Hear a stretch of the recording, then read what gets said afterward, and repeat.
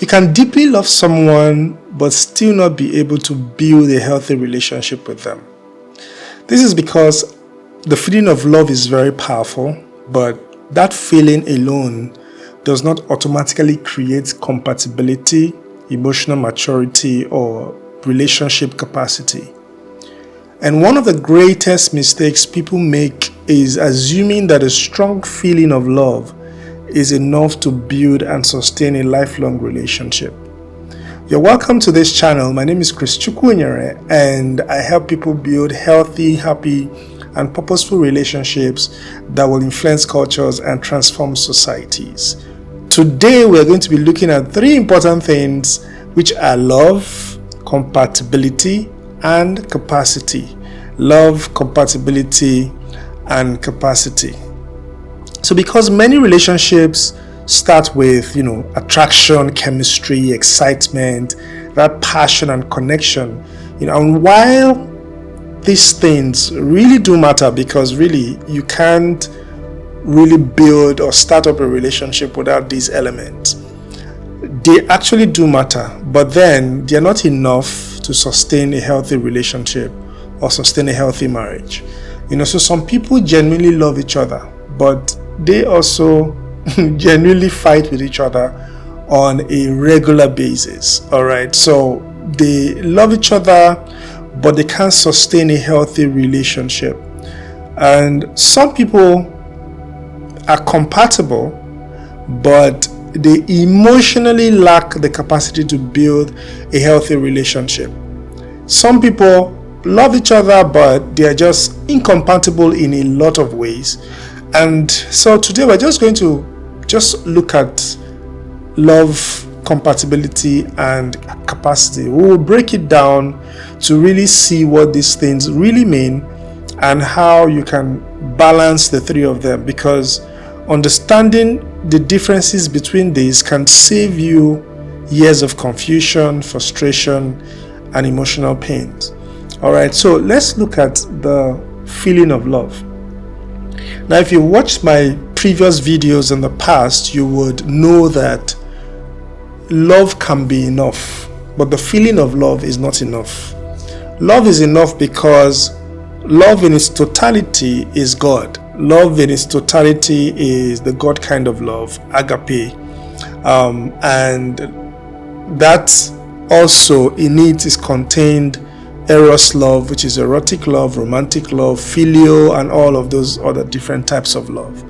So if you have all of these components in your relationship, and agape love, which is the God kind of love, at the center of it all, it's enough, because in it you'll find compatibility, in it you'll find capacity, in it you'll find God personified, when you express love using the love of God. So you personify God, and that's like the highest level of love you can ever express. But the feeling of love is not enough, and that's what we're actually trying to look at here. Is that chemistry? Is that attraction? Is that affection? Is that desire? Is that connection? Those feelings that you have, they are not enough. All right. And so this type of love is emotional. So there's that emotional bonding that happens. It makes you feel special when you are connected with someone emotionally. And trust me, this type of love is very beautiful. The feeling of love is very beautiful. But in itself, it doesn't solve the deeper relationship problems that happens in relationships. All right, so the feeling of love won't teach you emotional maturity. It won't teach you how to resolve conflict. It won't teach you communications. It won't teach you responsibility. It won't teach you self-awareness. It won't solve the problem of discipline and of consistency. Okay, so this is why people who genuinely love each other still build toxic relationships or hurt each other, because the feeling of love is not enough. All right, so love is both a feeling and a commitment. Love is both a feeling and a commitment. Love is both a feeling and an action. All right, so healthy relationships require skill and maturity. Healthy relationships require skill and maturity. And, sometimes people confuse intensity with relationship readiness. They are not the same. You can really have that intense feeling for someone, but you are not actually ready for a relationship. So feelings are not evidence of healthy foundations. Feelings are not evidence of healthy foundations. You may see someone, build a rapport with them, build some kind of emotional connection or chemistry with them. It doesn't show that you are ready for a relationship. All right. Intensity doesn't show that you're ready for a relationship. And it also doesn't show that you have the right foundation, or those feelings in themselves are not the right foundation or the only foundation that you need to build a healthy relationship. So that's really very important. All right. And having, talked about the feeling of love and just even giving a good foundation on what love is, love as a whole, and then the feeling of love or an aspect of love, because those feelings are a type of love and not in itself complete, wholesome. All right. And so we would also just look at compatibility. With compatibility, you are asking yourselves, can we build life together? All right. Can we build life together? Compatibility is different from the feeling of love. Compatibility is different from the feeling of love. Compatibility would ask two people a question that's, very realistic. Can we actually build life together? Can we build life together? Because, you can love someone deeply, but constantly clashing in values, in your lifestyles, in your priorities, in your directions. All right. So there are things that should be core values for me. There are things that are really very important to me. For instance, my relationship with God is very fundamental and foundational for me. Family is very important and foundational for me. All right. My purpose is very important and foundational for me. All right. So if I want to get married, I should get married with someone who also loves God and values their relationship with God. All right. I should get married to someone that also wants to build a family, not someone who doesn't want to build a family, who doesn't want to have kids, who doesn't believe in prioritizing family, but they believe in prioritizing their career over their family. I also need to get married to someone who is purpose driven. So these are core fundamental aspects of my life that I really value. All right. I value integrity. I value working in principles and all of that. I should be able to get married to someone who also shares similar core values. It doesn't mean that we have to be exactly the same people. What it means is that our core values align. Our core values align. Our lifestyles align. All right. So if you're the type who is a night crawler, you love to party, you love to stay awake all night, you love to get high and all of that, look for your type of person. That's the person you are compatible with. Don't get married with a homebody who would always want to be at home, who doesn't like parties, who doesn't like staying out late at night. That's not the person you should get married to. All right. Your priorities should be their priorities. You should not be going in direction A and they are going to direction B. Their visions, their purpose is completely taking them to a different direction, while yours is also taking you to a different direction. When you have clashes in these fundamental areas of your lives, it means that you're not compatible. So compatibility includes areas like your communication style. All right. If you believe that you should be calm in the way you communicate with your partner, you should be able to talk with them with respect and this other person, their own style is to shout and scream and fight and break bottles and destroy things, or maybe hit you, that's how they communicate, then you know that you are not compatible. Your emotional needs, okay? Compatibility also includes emotional needs, all right? We should be able to align, or we should be compatible with the demands that I have of you on how you should meet my emotional needs, all right? So if I'm that type of person who is clingy, who always wants you around, who always wants you to talk to me, who always wants you to just be there always, it can be emotionally draining to somebody who would rather communicate but not be all clingy, all emotionally demanding and all of that. So your emotional needs should somehow align. Your financial values should align, all right? If you are the type of person who would love to save, who would love to invest, who would love to use your money in a good way, don't marry somebody who is a waster, who is extravagant, who uses money in a way that doesn't show that they value money, all right? Spiritual beliefs, if you believe in the Holy Spirit, in Jesus and in God, the Trinity, and there's somebody who doesn't believe in the Holy Spirit, or he doesn't believe in Jesus, or who doesn't believe in heaven and hell, you're not compatible. They may be Christians, yes, but when it comes to spiritual beliefs, there are discrepancies. So they may be born again, but they may not be compatible with you. It's important to understand that your spiritual beliefs are critical, and there has to be alignment in that area. Family expectations. What do we expect to build when we get married and we want to build a family? All right. So, do you want to have kids? Don't you want to have kids?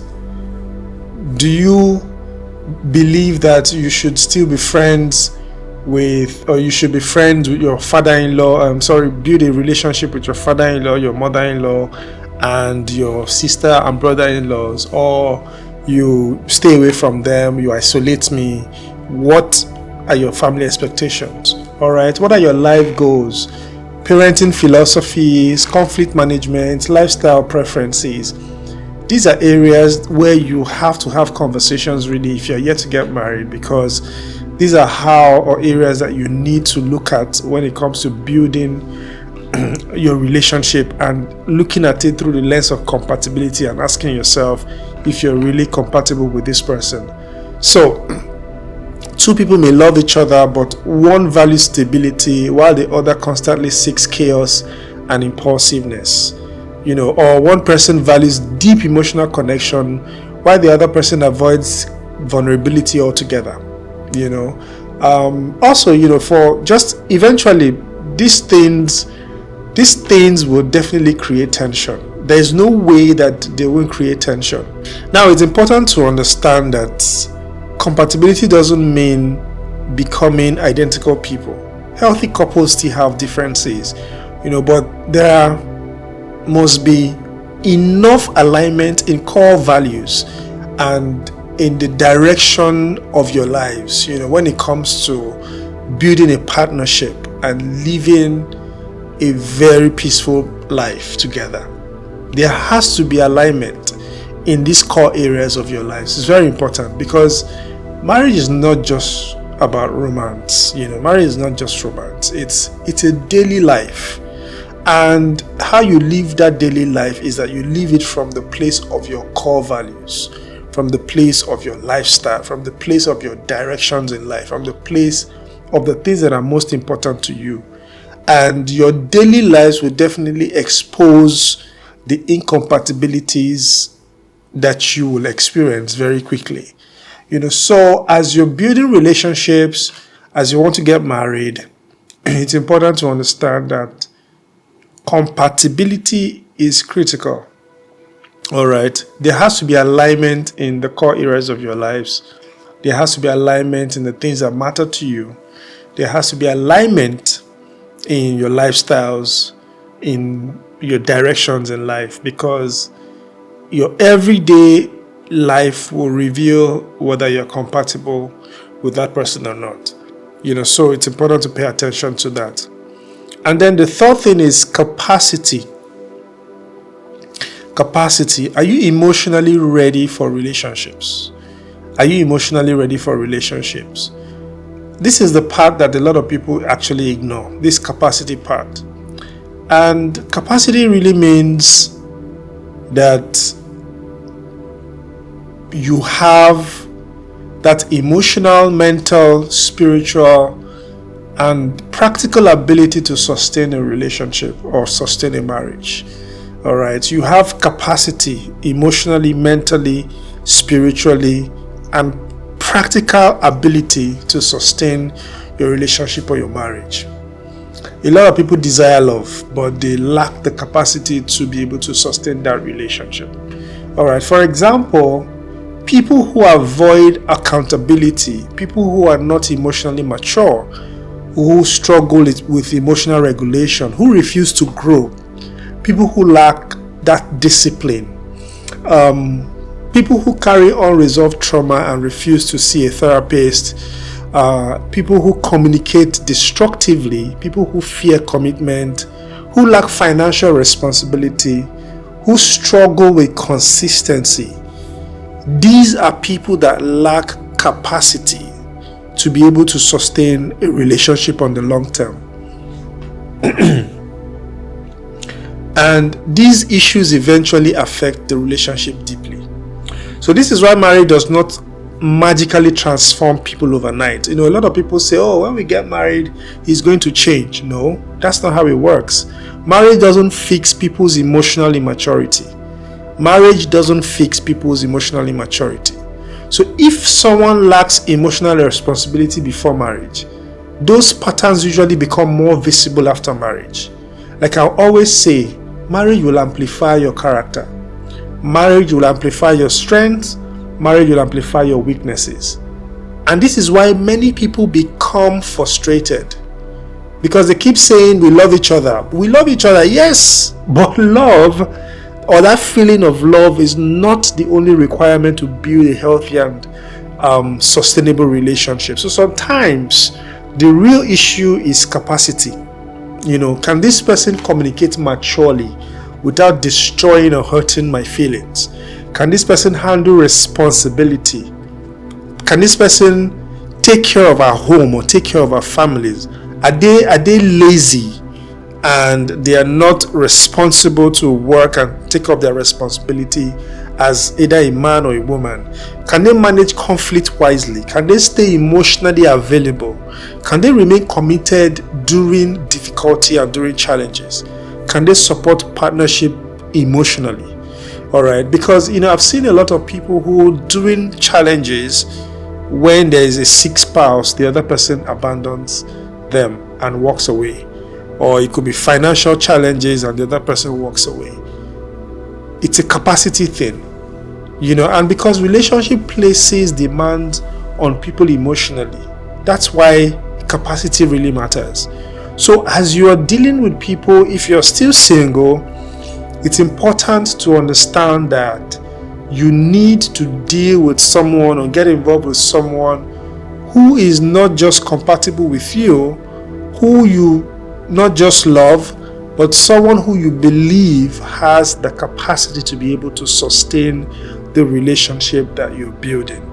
That's very important. And it's sad because a lot of people go into relationships and they ignore red flags because they are emotionally attached to that person. And love can sometimes blind people temporarily, so they don't see things. And what you don't see, or what you allow yourself to be blinded by while you are dating, marriage will open your eyes. And you will see all the incompatibilities, you will see all the lack of capacity. All right, so people overlook emotional instability. People overlook dishonesty. People overlook irresponsibility. while you're dating, you've seen that someone is very manipulative and you're overlooking it. They're disrespecting you, they're disrespecting people around them, you're overlooking it. You're seeing inconsistencies in the patterns, you're seeing inconsistencies in the way that they do things, in the way that they talk, in the things that they say to you. They are avoiding growth, but you keep hoping that love will change everything. But it doesn't change everything. Love doesn't automatically heal dysfunction. Love doesn't automatically heal dysfunction. Growth requires intentionality. Growth requires intentionality. And this is why emotional wisdom matters in relationships. You must wear your wisdom hat when you're dating someone. You must wear your wisdom hat when you're dealing with people. You must wear your wisdom hat when you are trying to get married to someone. You must take a look. You must observe them. Look beyond how you feel and ask important questions. Observe, because attraction can make people emotionally hopeful, while reality requires that you quietly reveal deeper incompatibility issues or lack of capacity issues. Unfortunately, some people discover this too late, because difficult conversations are avoided earlier on. So do not be that person who would be in an unfortunate situation because you've gotten married to someone who lacks capacity, or you've gotten married to someone who you found out is incompatible with you. All right. So healthy relationships require both the feeling of love, requires compatibility and capacity. Love will create connection. Compatibility would create partnership, and capacity is what will sustain the relationship through life. So you may have love that creates connection and capacity that creates partnership. You also need compatibility that creates partnership. You also need capacity to sustain that relationship for life. Without love, relationships feel emotionally empty. That's for sure. Without compatibility, relationships feel constantly stressful. Without capacity, relationships become unstable and emotionally exhausted. So strong relationships happen when two people are emotionally aware, willing to grow, aligned in important values, intentional about their partnership, and committed to healthy communication and maturity. And this is important.